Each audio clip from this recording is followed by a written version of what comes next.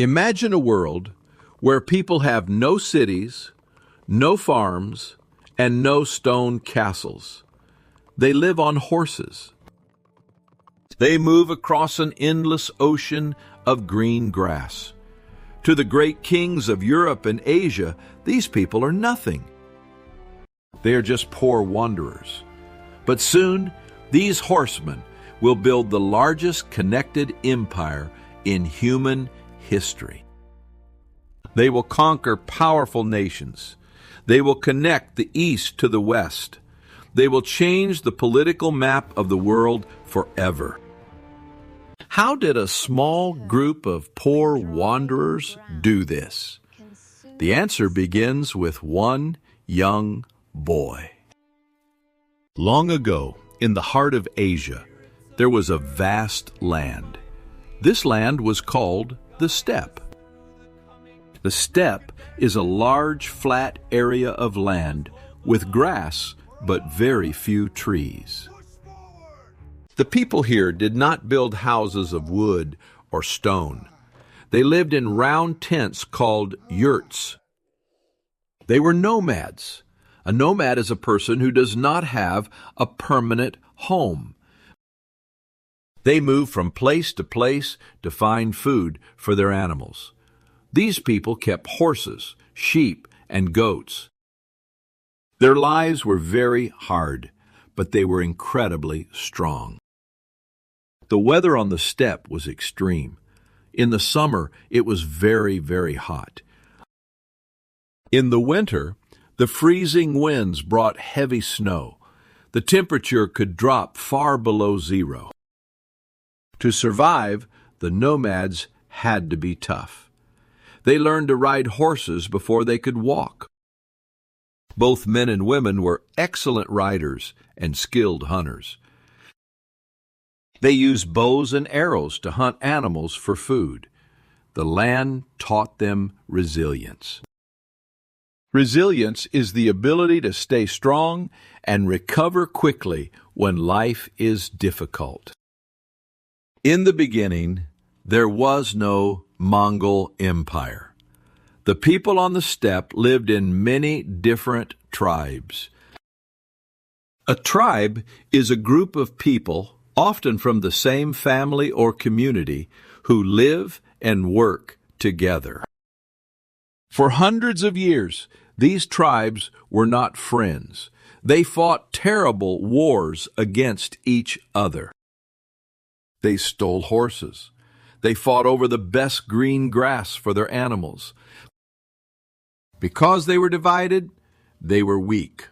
The powerful empires of China looked at the steppe tribes and felt safe. They knew the tribes were too busy fighting each other to be a real threat. In the year 1162, a special boy was born. His name was Temujin. He was born clutching a small piece of dark red blood in his hand. The old men of the tribe saw this. They believed it was a sign. They said, "This boy will be a great leader."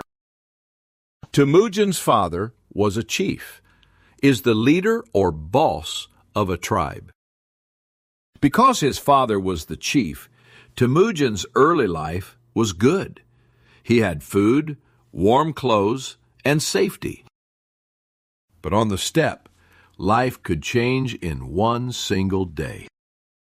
When Temujin was 9 years old, a terrible tragedy happened. His father went on a journey. He met some men from an enemy tribe. These men offered his father food, but they secretly put poison in it. Poison is a dangerous substance that makes you sick or kills you. Temujin's father died. Without their chief, Temujin's tribe abandoned his family. They left Temujin, his mother, and his siblings alone. Alone on the cold grass. They had no horses, no sheep, and no protection. They were completely alone in a dangerous world. Temujin's mother, Holon, was a very brave woman. She refused to give up. She showed her children how to survive. They ate wild roots and berries. They made fishing nets from old string to catch small fish. They wore clothes made from dog skins. During these dark years, Temujin learned a hard lesson. He learned that a person alone is weak, but a group is strong. He promised himself that he would survive. He would take back his rightful place as a leader. As Temujin grew older, he became a tall and powerful young man. He was a great fighter, but he was also very smart. He knew that physical strength was not enough. He needed friends. He started to make alliances. An alliance is an agreement between people or groups to help and protect each other. Temujin found old friends of his father. He offered his loyalty to them. Slowly, people saw his bravery. They saw his fair rules. Men from different tribes left their old leaders to follow Temujin. The boy who had nothing was starting to build an army. Temujin was very different from other chiefs. In the past, leaders gave the best jobs to their brothers and cousins. Temujin did not do this. He believed in meritocracy. A meritocracy is a system where people get power and good jobs because of their skills, not because of their family name. If a poor man was a great fighter, Temujin made him a general. He also changed the rules of war. He stopped killing all captured enemies. Instead, he invited them to join his army. He shared food and treasure equally. Because of this, poor warriors loved him. By the year 1206, Temujin did the impossible. He defeated all his rivals. He united all the fighting tribes of the steppe into one big family. They held a massive meeting on the grass. At this meeting, the people gave him a new title. They called him Genghis Khan. This name means universal ruler. The wandering tribes were no longer just divided nomads. They were now the start of the Mongol Empire. An empire is a large group of nations or lands controlled by one powerful leader. Genghis Khan built a brilliant army. It was completely made of cavalry. Cavalry are soldiers who fight while riding horses. The Mongol horses were small but incredibly strong. The soldiers could sleep in the saddle. They could ride for days without stopping to rest. They communicated across the battlefield using flags and drums. They shot arrows with perfect aim while their horses were running at top speed. No army in the world was as fast or as organized as the Mongols. The Mongols were united, but they had a problem. The steppe was poor. It did not have iron, soft silk, or grain for bread. To get these things, they had to look south to a very rich land, China. Genghis Khan led his vast army toward the Jin dynasty of northern China.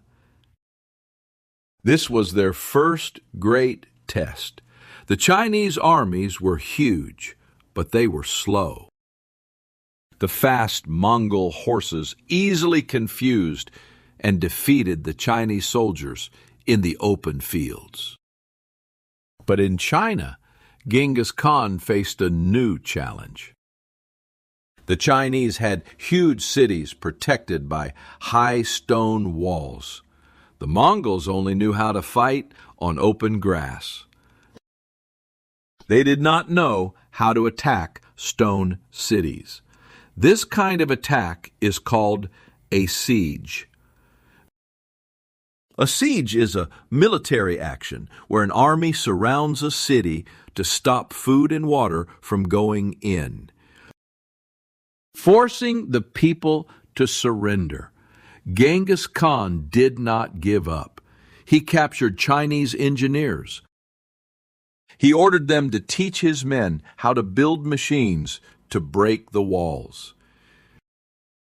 He was always willing to learn new skills, even from his enemies. After his success in China, Genghis Khan looked to the west. He wanted to buy and sell goods. He sent peaceful messengers to a powerful Islamic empire in the Middle East. But the foolish leader of that empire killed Genghis Khan's messengers. This was a terrible mistake. Genghis Khan was furious. He marched his army thousands of miles to the west and completely destroyed the enemy empire. By doing this, the Mongols took control of the Silk Road. The Silk Road was a famous trade route. A trade route is a long path that merchants travel to buy and sell goods between different countries. Genghis Khan was a fierce warrior, but he also brought order to the world. He created a strict system of laws called the Yasa. Under these laws, stealing and lying were punished heavily. But the laws also protected people. Genghis Khan believed in religious tolerance. Tolerance is the willingness to accept and respect people who have different beliefs from you. In his empire, Muslims, Christians, and Buddhists could practice their religions safely. He also protected the merchants on the Silk Road, making it safe to travel from Europe all the way to Asia. In the year 1227, Genghis Khan died. He was far from home on a military campaign in China. The cause of his death is still a mystery today. His soldiers carried his body back to the green steppe. They buried him in a secret place. No one knows where his grave is. But the story did not end with his death. He had created a strong system of succession. Succession is the process of choosing who will be the next leader when the old leader dies. His sons and grandsons took control smoothly and continued his great work. Under his grandsons, the empire grew even bigger. The Mongols rode their fast horses into Europe, Russia, and the Middle East. One famous grandson, Kublai Khan, conquered all of China. He started his own royal family there, called the Yuan dynasty. At its peak, the Mongol Empire was the largest connected land empire in all of history. It stretched from the Pacific Ocean all the way to Eastern Europe. It was so big that people said a young girl could walk from one end of the empire to the other, with a pot of gold on her head, and no one would steal it. Because one government controlled such a huge area, the roads became incredibly safe. Historians call this time the Pax Mongolica, or the Mongol Peace. During this peace, amazing things happened. Trade exploded. Ideas traveled faster than ever before. European travelers, like the famous Marco Polo, visited the East and brought back incredible stories. The Mongols moved useful inventions, like paper money and gunpowder, from China to the rest of the world. This was an early form of globalization.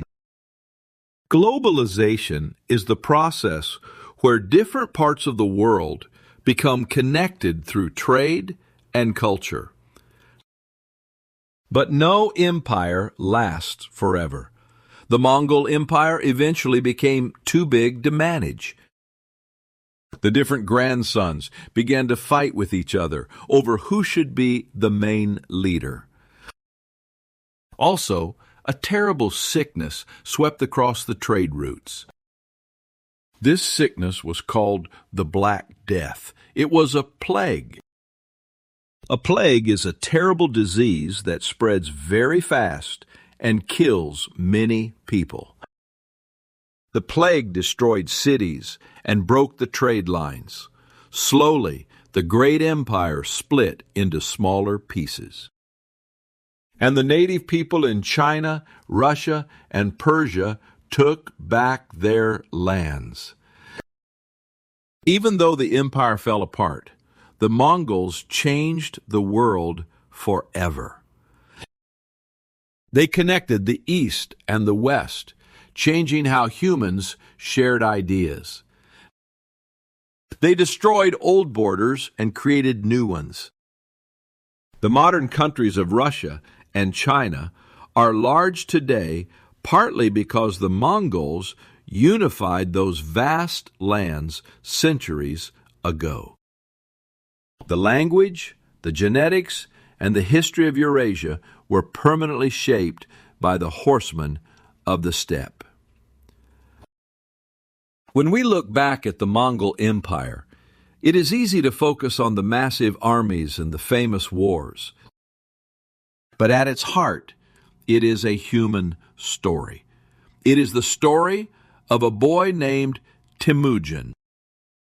He was abandoned in the freezing snow. He had no friends, no food, and no hope. Yet he refused to die. He used his intelligence and his deep understanding of people to survive. He turned weakness into strength. He turned a scattered group of nomads into a global superpower. The story of the Mongol Empire teaches us a powerful lesson about human resilience. Sometimes life takes everything away from us. We might feel cold, abandoned, and alone. But our future is not decided by where we start. It is decided by our courage, our ability to learn, and our determination to keep moving forward. A poor outcast from a forgotten tribe changed the history of the world. With enough resilience, we too can overcome our hardest days.